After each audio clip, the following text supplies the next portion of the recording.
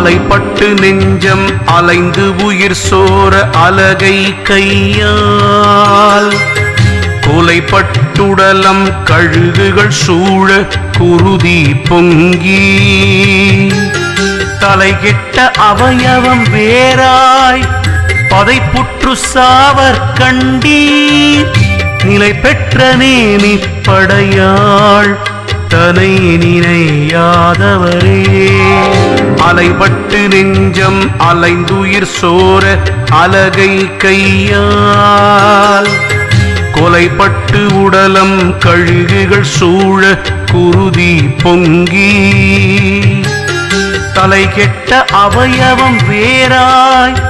பதைப்புற்று சாவர் கண்டி